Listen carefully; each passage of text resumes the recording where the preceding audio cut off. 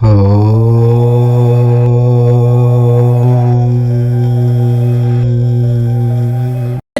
బుధవారం మంచి రోజు. రాత్రి 8 తర్వాత మందార ఆకులతో ఇలా చేస్తే చాలు, భూములు కొంటూనే ఉంటారు. మీ జీవితం అద్భుతంగా మారిపోతుంది. ఇల్లు స్థలాలు కొనుక్కునే అవకాశం వస్తుంది.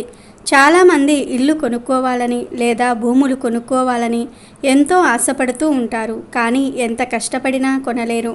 మరికొంతమంది దగ్గర భూమి ఉంటుంది, కానీ ఆ భూమిలో ఇల్లు కట్టలేకపోతూ ఉంటారు.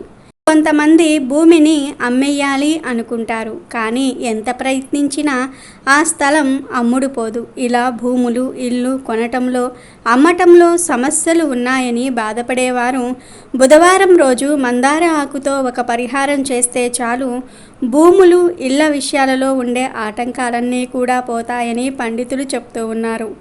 మందార చెట్టు చాలా ప్రత్యేకమైన చెట్టు. మందార మొక్క పూలు పూస్తే చూడడానికి చాలా అందంగా ఉంటుంది. ఈ మొక్క ఎన్ని పూలు పూస్తే అంత సంపద మన ఇంట్లోకి వస్తుందని పెద్దలు చెప్తూ ఉంటారు. దేవతా పూజకు కూడా మనం మందార పూలను ఉపయోగిస్తూ ఉంటాము. దేవతా వృక్షాలలో మందార చెట్టుకు ప్రత్యేకమైన స్థానం ఉంది. అన్ని కాలాలలో పూలు పూసే ఈ మందార మొక్కను ఇంట్లో పెంచుకుంటే ఇంట్లోని వారికి ధనానికి లోటు ఉండదు. ఎర్రని మందార పూలను దేవతా ఆరాధనలో ఎవరైతే వినియోగిస్తారో వారి కోరికలను భగవంతుడు తప్పక నెరవేరుస్తాడని పురాణాలలో చెప్పబడింది. ఎర్ర మందార చెట్టును ఇంట్లో పెంచి బయటకు వెళ్ళేటప్పుడు ఆ మొక్కను చూస్తూ బయటకు వెళ్ళటం వల్ల అంతా శుభమే జరుగుతుంది. చెట్టంతా పూలు పూసిన మందార చెట్టును చూస్తే మనసంతా ఎంతో ఆహ్లాదంగా మారుతుంది. మానసిక పరమైన దోషాలను కూడా మందార చెట్టు తొలగిస్తుంది. ఈ మొక్కను ఇంట్లో సింహద్వారానికి కుడివైపు ఉండేలాగా పెంచుకుంటే చాలా మంచిదని పండితులు చెప్తూ ఉన్నారు. అంతేకాదు, ఎర్ర మందార పువ్వును తలలో పెట్టుకోవటం వల్ల స్త్రీలు దీర్ఘ సుమంగలిగా ఉంటారని ఒక నమ్మకం ఉంది. మందార పూలకే కాదు, మందార ఆకులకు కూడా ఎంతో ప్రాధాన్యత ఉంది. ముఖ్యంగా భూములు ఇళ్ల విషయాలలో సమస్యలు ఉన్నవారు బుధవారం రోజు మందార ఆకులతో ఒక పరిహారం చేస్తే చాలు, ఆ సమస్యలన్నీ కూడా పోతాయి. భూములు ఇల్లు కొనాలనుకునేవారు కొంటూ ఉంటారు. దానికి సరిపడా ధనం వస్తుంది. మీ జీవితం అద్భుతంగా మారిపోతుందని శాస్త్ర పండితులు చెప్తూ ఉన్నారు. మరి ఇంతకీ బుధవారం రోజు మందార ఆకులతో ఏం చేయాలి అనే విషయాన్ని ఇప్పుడు మనం ఈ వీడియోలో వివరంగా తెలుసుకుందాము. అంతకన్నా ముందు లక్ష్మీదేవికి పార్వతీదేవికి పుట్టిన పాప పేరు ఏమిటి, ఆమె వివాహం ఎలా జరిగిందో తెలిపే పురాణ కథను విందాం. ఒకానొకప్పుడు లక్ష్మీదేవి మానస సరోవరంలో జలకమాడుతూ ఉండగా పార్వతీదేవి విష్ణువేషం ధరించి లక్ష్మిని సమీపించింది. నవ మోహనంగా కనిపించిన నారాయణుడిని లక్ష్మీదేవి చూసింది. నారాయణుని వేషంలో ఉన్న పార్వతికి కూడా లక్ష్మి సౌందర్యం మనోహరంగా కనిపించింది. ఇద్దరూ సాభిప్రాయంగా చూసుకున్నారు. ఆ చూపుల కలయికలో సరోవరంలో ఒక స్వర్ణ కమలం లేచింది. అందులో దగదగా మెరిసిపోతున్న పసిపాప ఉన్నది. లక్ష్మి నారాయణుడి దగ్గర చేరి కౌగిలించుకున్నది. అప్పుడు పార్వతీదేవి పగలబడి నవ్వుతూ, నేను నారాయణుడిని కాను, లక్ష్మి అని నిజ రూపంతో కనిపించింది. అప్పుడు లక్ష్మి పార్వతీదేవితో, అన్నకు తగ్గ చెల్లిలివే, నారాయణి అని అనిపించుకున్నావులే అన్నది. అందుకు పార్వతీదేవి, అప్పుడు విష్ణు మోహిని రూపంలో శివుణ్ణి మాయబుచ్చిన దానికి ఇది చెల్లు చేసుకో అన్నది. ఇంకొక వైపు స్వర్ణకమలంలోని పసిదాన్ని చూసి లక్ష్మీదేవి పార్వతీదేవి ఇద్దరూ మురిసిపోయారు. అపారమైనటువంటి ప్రేమ పుట్టి చేతుల్లోనికి తీసుకున్నారు ఆ పసిపాపను. అప్పుడు విఘ్నేశ్వరుడు వచ్చి, తల్లులారా, మీ ఇద్దరి అంశలతో అవతరించిన ఈ బిడ్డ పార్వతీ పరంగా జయ, లక్ష్మీ పరంగా స్త్రీ కలిసి జయశ్రీగా పేరు పొందుతుంది. ఆమెకు వరుడు కూడా శివకేశవుల అంశలతో అవతరించి ఉన్నాడు అని చెప్పి పసిదానితో ఉన్న స్వర్ణ కమలాన్ని కావేరీ నదిలో ఉంచి రమ్మని వాయుదేవునికి చెప్పాడు.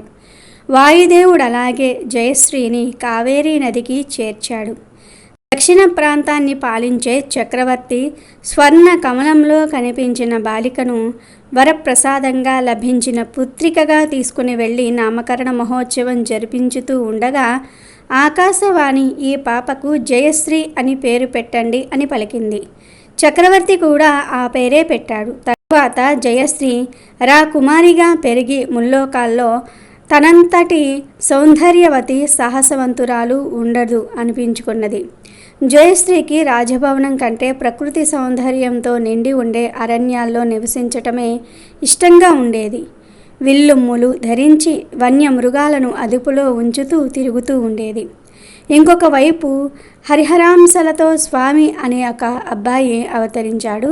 స్వామి కైలాసం వెళ్ళి విఘ్నేశ్వరుని కుమారస్వామిని కలుసుకోవాలని ఎన్నాళ్ళుగానూ అనుకుంటూ ఉన్నాడు. ఒకనాడు స్వామి అలాగే వెళ్ళాడు. విఘ్నేశ్వరుణ్ణి కుమారస్వామిని కలుసుకొని ఆనందంగా ముచ్చటలాడుతూ మానస సరోవర జల విహారం చేస్తూ ఉండగా విఘ్నేశ్వరుడు స్వామితో, ఈ మానస సరోవరంలోనే లక్ష్మీ పార్వతుల తేజస్సులతో నీకు కాబోయే దేవేరి ఉదయించింది అని అన్నాడు.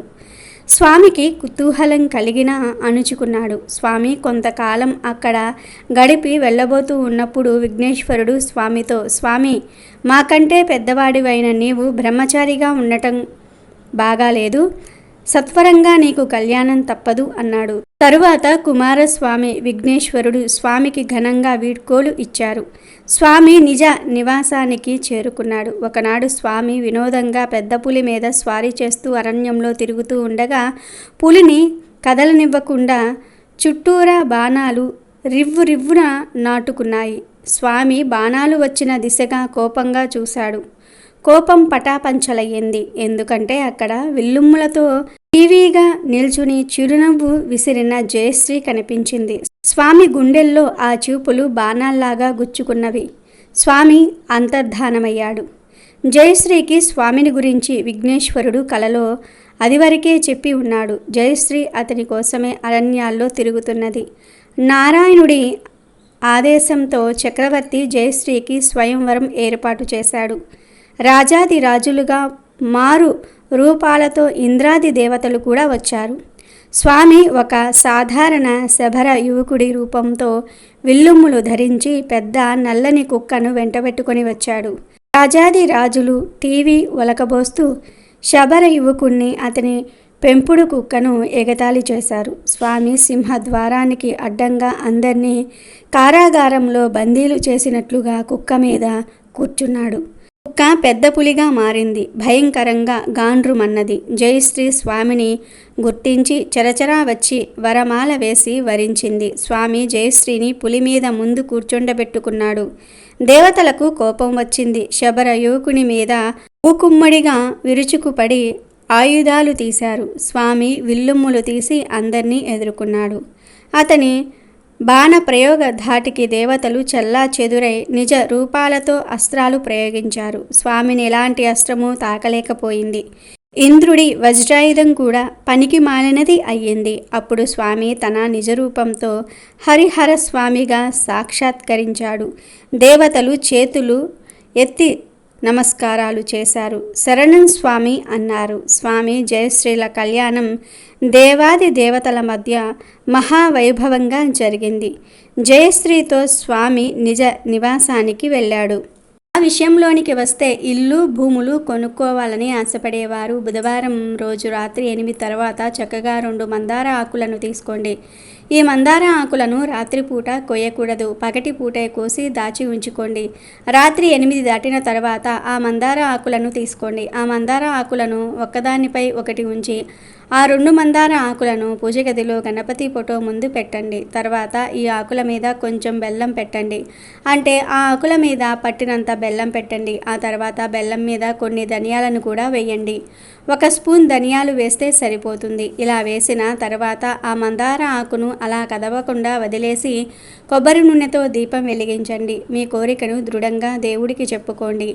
మాకు ఇల్లు భూములు కొనుక్కునే శక్తి రావాలి, సరిపడా ధనం రావాలి, లేదా ఇల్లు భూములు సేల్ అవ్వటం లేదు, అవి సేల్ అయ్యేలాగా చూడు స్వామి అని దృఢంగా సంకల్పం చెప్పుకోండి. ఇక తర్వాత ఆ మందార ఆకును బెల్లాన్ని ధనియాలను దేవుడి ముందు అలా వదిలేసి మీరు పడుకోండి.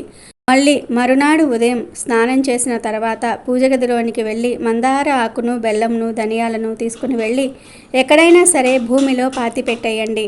అందరూ నడిచే ప్రదేశంలో పాతి పెట్టవచ్చు, లేదా మీ పెరట్లో చోటు ఉంటే అక్కడ పాతి పెట్టవచ్చు. ఏదైనా సరే చెట్టు మొదట్లో పాతి పెట్టేయవచ్చు. ఇలా మొత్తం 3 లేదా 5 లేదా 7 బుధవారాల పాటు మందార ఆకులతో ఈ చిన్న పరిహారం చేస్తే చాలు, భూములు, ఇల్లు కొనుక్కునే మంచి అవకాశాలు వస్తాయి. కాబట్టి ప్రతి ఒక్కరూ కూడా బుధవారం రోజు మందార ఆకులతో ఈ చిన్న పనిని చేసి భూములు, ఇల్లు కొనుక్కొని ఆనందంగా జీవించండి. వారంలోని ప్రతి రోజుకు ఏదో ఒక విశిష్టత ఉంటుంది. అలాగే బుధవారానికి కూడా కొన్ని నియమాలు ఉన్నాయి. అసలు బుధవారం ఎటువంటి పనులు చేయాలి, ఎటువంటి పనులను పొరపాటును కూడా చేయకూడదు అనే విషయాలను ఇప్పుడు మనం ఈ వీడియోలో తెలుసుకుందాం. బుధవారానికి అధిపతి బుధుడు. బుధగ్రహం తెలివితేటలకు సంబంధించిన గ్రహం. తెలివితేటలు బాగుండాలంటే జాతకంలో బుధుడు మంచి స్థానంలో ఉండాలి. బుధవారం చాకచక్యంగా చేసే పనులు అంటే తెలివితేటలతో పూర్తి చేసే పనులను చేయడానికి చాలా మంచి రోజు. సరదాగా ఆడుతూ పాడుతూ చేసే పనులకు కూడా ఈరోజు అనుకూలం. అలాగే కమ్యూనికేషన్ స్కిల్స్ను పెంచుకోవడానికి కూడా బుధవారం మంచి రోజు. అంటే భావాలను ఈరోజు వ్యక్తపరిస్తే చేసే పనిలో విజయం లభిస్తుంది. విద్యకు సంబంధించిన నిర్ణయాలు తీసుకోవడానికి కూడా బుధవారం చాలా మంచి రోజు. ఆర్థిక సంబంధమైన వ్యవహారాలకు కూడా అనుకూలం. అప్పులు తీర్చడానికి కూడా బుధవారం చాలా మంచి రోజు. మనసును శుద్ధి చేసుకోవడానికి అంటే చెడు ఆలోచనలను తొలగించుకోవడానికి బుధవారం చాలా మంచిది. బుధవారం నాడు ఇంట్లో తులసి మొక్క ఉన్నవారు తులసి వద్ద పూజ చేస్తే శుభం కలుగుతుంది. ఇనుప వస్తువులను కొనడానికి కూడా బుధవారం రోజు చాలా మంచిది. బుధవారం రోజు ఆడవారు ఇంటిని శుభ్రంగా ఉంచుకోవాలి. ఇంటిని తుడవకుండా ఉండకూడదు. ఇంట్లో చెత్త లేకుండా చూసుకోవాలి. అలాగే ఆడవారు కూడా శుభ్రంగా ఉదయమే లేచి స్నానం చేసుకోవాలి. అలాగే బుధవారం రోజు నూతన ఉద్యోగంలో చేరే ప్రయత్నం మంచిది కాదు. బుధవారానికి అధిపతి బుధుడు కనుక జాతకంలో బుధగ్రహం అనుకూలంగా లేకపోతే మంచి నిర్ణయాలు తీసుకుందాం అని అనుకున్నా బుద్ధి వక్రమార్గంలో నడుస్తుంది.